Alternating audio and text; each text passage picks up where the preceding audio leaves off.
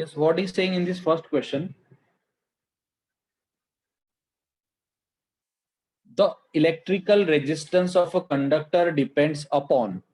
जो रेजिस्टेंस होता है कंडक्टर का वो किस पे डिपेंड करता है? Size of conductor, temperature of conductor, geometry of conductor. All of this. All of this. Yes. Yes. It depends on the size of temperature, temperature of conductor, as well as geometry of conductor. So option D will be correct. All of these.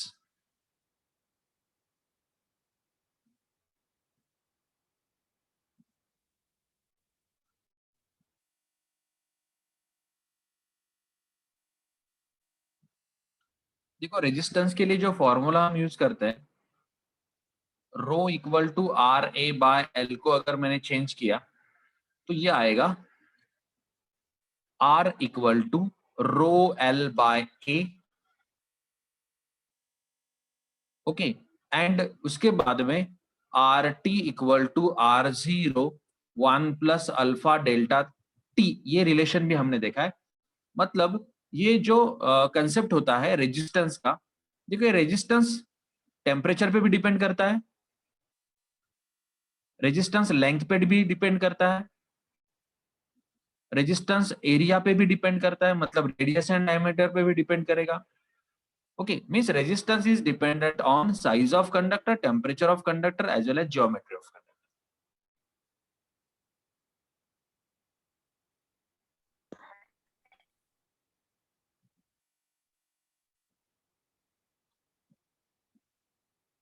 A cylindrical rod is reformed to half of its original length. हमारे पास एक cylindrical rod था, उसको हमने क्या किया, original length जो होगा उसके हाफ कर दिया. मतलब पहला लेंथ होगा समझो L1, तो दूसरा लेंथ जो होगा वो हो जाएगा L1/2. A cylindrical rod is reformed to half of its original length, keeping volume constant. Volume उसका कांस्टेंट है. If its resistance before this change were R, ये करने के पहले इसका रेजिस्टेंस R था, then resistance after the reformation of rod will be, तो यहाँ पे R डैश कितना होगा. ओके, इस तरीके का लॉजिक उसने हमको दिया है. इस टाइप के प्रॉब्लम्स हमने ऑलरेडी किए हैं बच्चों. देखो मुझे निकालना है ratio of the resistance. Okay, now R equal to होता है रो एल बाय ए. अब देखो बच्चों मटेरियल तो सेम है, मतलब रेजिस्टिविटी आपका सेम रहेगा, रेजिस्टिविटी कांस्टेंट होगा. अब चेंज क्या हो रहा है यहाँ पे, लेंथ यहाँ पे चेंज हो रहा है. कट किया है मतलब लेंथ यहाँ पे चेंज हो गया, हाफ हो गया लेंथ सीधे सीधे. नाउ ये जो लेंथ यहाँ पे हाफ हो गया है, यहाँ पे लिखा है. अब देखो यहाँ पे वॉल्यूम तो कांस्टेंट रहेगा ना उसका, मतलब जो लेंथ L1 था उस लेंथ को हमने आधा कर दिया, मतलब उसको कट नहीं किया हमने. मतलब लेंथ अगर मैंने आधा कर दिया मतलब उसका डायमीटर बड़ा होगा, रेडियस बड़ा होगा वहां पे. ओके, तो देखो वॉल्यूम यहाँ पे कांस्टेंट होगा, means V1 equal to V2. दोनों वॉल्यूम तो सेम ही होंगे. वॉल्यूम मतलब क्या होता है, एरिया इंटू लेंथ होता है. ओके, तो फर्स्ट केस का वॉल्यूम आएगा A1 मतलब पाई R1 square into L1. Second volume आएगा पाई R2 का स्क्वायर इंटू L2. अब ये पाई पाई गया. अब देखो ये R1 बाय R2 का square equal to L2 by L1. Okay, ये इक्वेशन मुझे यहाँ पे मिल गया. I will call it as equation 1. Okay बच्चों, मुझे फाइंड क्या करना है, यहाँ पे रेजिस्टेंस फाइंड करना है ना. तो सीधे सीधे मेरा जो रिलेशन यहाँ पे होगा R1 बाय R2 के फॉर्मेट में. देखो R1 by R2 equal to, resistivity तो कांस्टेंट है यहाँ पे, लेंथ के साथ डायरेक्टली प्रोपोर्शनल है, मतलब L1 बाय L2. एंड ये देखो rho L divided by A, A मतलब पाई R का स्क्वायर. देखो R and small R inversely proportional है, मतलब ये आएगा R2 बाय R1 का square. Okay, R2 bye R1 का स्क्वायर आएगा। अब देखो L1 बाय L2 जो वैल्यू है, इससे L1 बाय L2 निकलेगा, वो 1/2 आएगा। देखो L1 बाय L2, देखो मैं इधर लिख रहा हूं L2 equal to L1 by 2, so L1 by L2 equal to 2 आएगा। L1 by L2 equal to 2, तो ये आ गया 2 into R2 bye R1। R2 bye R1 क्या है? L1 बाय L2 का स्क्वायर। ये रिलेशन देखो यहाँ पे, R1 बाय R2 क्या है? L2 by L1। So R1 by R2, यहाँ पे R2 बाय R1 है, मतलब ये उल्टा लिखना पड़ेगा, L1 बाय L2 का स्क्वायर। अब इससे देखो L1 बाय L2 कितना है? 2 है, सो दिस इज 2 इंटू ये आएगा 2 का स्क्वायर। इसको बस सिंप्लीफाई कर दो, you will get the final answer.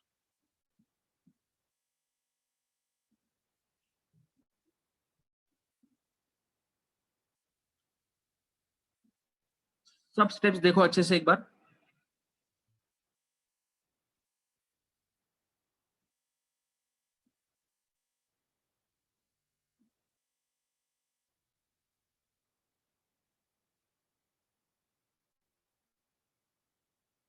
याच्यापेक्षा एक अजून सिंपल मेथड सांगतो बाळांनो, याच्यामध्ये जर तुम्हाला थोडंसं डाउट वाटत असेल तर और एक सिंपल मेथड से हम इसको डायरेक्टली कैलकुलेट कर सकते हैं।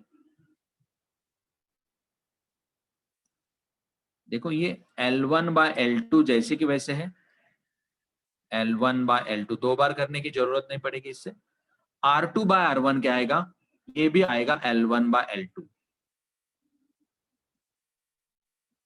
ओके, R2 बाय R1 भी कह रहा है, L1 बाय L2 आ रहा है ना, तो ये क्या हो जाएगा फिर? L1 बाय L2 का स्क्वायर हो जाएगा। और L1 बाय L2 कितना है?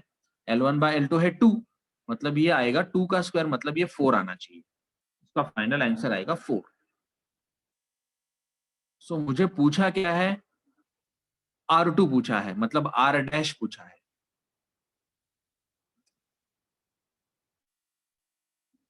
So R1 is R and R2 is R dash equal to 4 बराबर। सो R डैश अगर पूछा होगा तो R dash equal to R by 4 आएगा। R बाय 4 मतलब ऑप्शन बी करेक्ट होना चाहिए।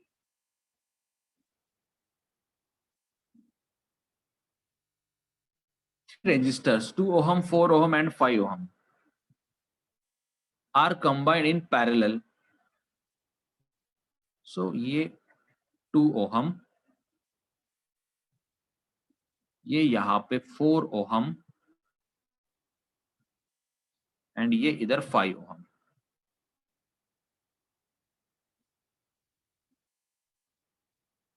टू ohm, 4 ohm and ये 5 ohm, they are connected in parallel.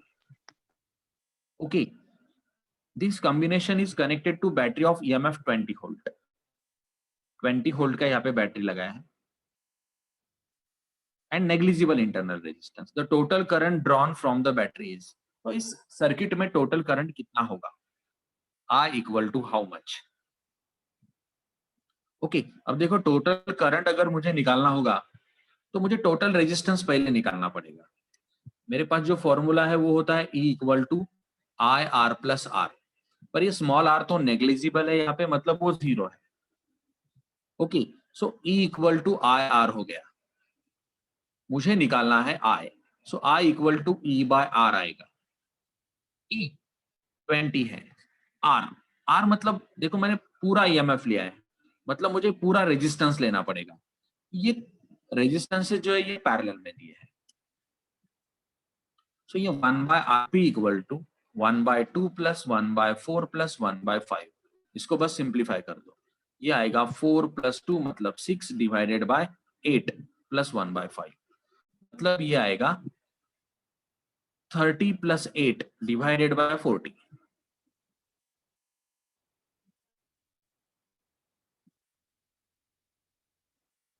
Means it is 38/40। ये कौन है? 1/RP है, तो RP आएगा 40/38। 4t/38, 38 इधर मल्टीप्लीकेशन में आएगा। सो ये 1/2, मतलब ये 17, सॉरी ये आना चाहिए हमारा current 19 ampere, because it is 38/2, मतलब ये आएगा 19 ampere. Option C will B.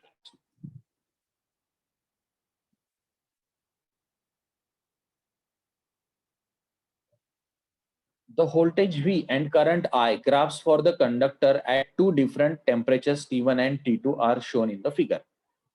Okay, so V versus I graphs are shown here. The relation between T1 and T2 is, T1 and T2 के बीच का relation क्या होगा?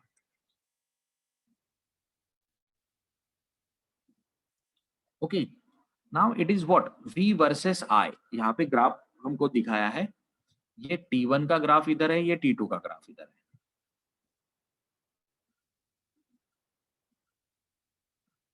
अब देखो, जब हमको ग्राफ दिया गया होगा V वर्सेस I, तो ये जो ग्राफ है इसका स्लोप हमें क्या देगा? इसका स्लोप हमें देता है हमेशा resistance, because V equal to IR होता है and V by I will be equal to R। मतलब ये जो स्लोप होगा ग्राफ का, ये हमें क्या देगा? हमेशा रेजिस्टेंस। अब देखो यहां पे T1 एंड T2 का हमको रिलेशन पूछा है टेम्परेचर का। ओके, T1 एंड T2 ये टेम्परेचर का ग्राफ है। अब देखो इस ग्राफ में अगर आपने अच्छे से देखा तो T1 will be greater than T2 ना, T1 will be greater than T2। Graph देखो, देखो जब टेम्परेचर ज्यादा होता है, ध्यान दो, जब टेम्परेचर ज्यादा होता है तब रेजिस्टेंस भी ज्यादा होता है एट हायर टेम्परेचर। यहाँ पे वर्ड देखो क्या है? कंडक्टर। कंडक्टर में जैसे टेम्परेचर बढ़ता है वैसे ही रेजिस्टेंस बढ़ता है। So as that resistance of conductor is more, यहाँ पे देखो जैसे रेजिस्टेंस ज्यादा होगा मतलब वहां पे टेम्परेचर ज्यादा होगा। इस पॉइंट को ध्यान से देखो, इस पॉइंट को ध्यान से देखो। आर का वैल्यू किसके लिए ज्यादा आएगा? देखो इसके लिए V इतना है एंड I इतना है, इसके लिए V इतना है एंड I का वैल्यू इतना है। मतलब V बाय I अगर आपने निकाला तो इस पॉइंट के लिए देखो V बड़ा है एंड I छोटा है। इस पॉइंट के लिए V छोटा है एंड I बड़ा है, तो उस हिसाब से T1 बड़ा होगा एज कंपेयर टू T2।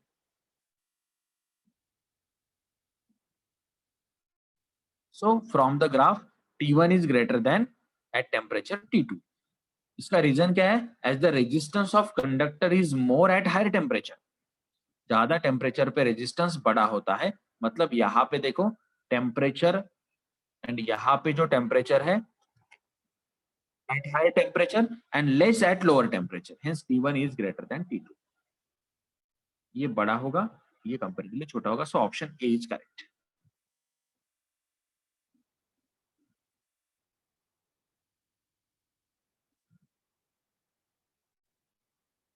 मतलब सीधी बात है, यहाँ पे जिसका रेजिस्टेंस बड़ा होगा उसका टेम्परेचर भी बड़ा होगा।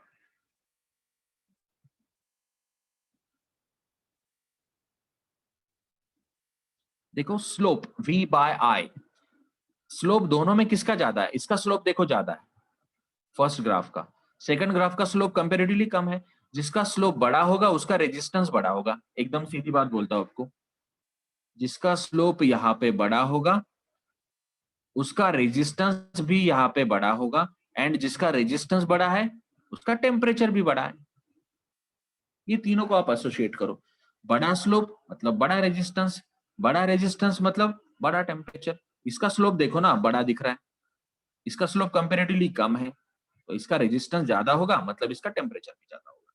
सो T1 is greater than T2।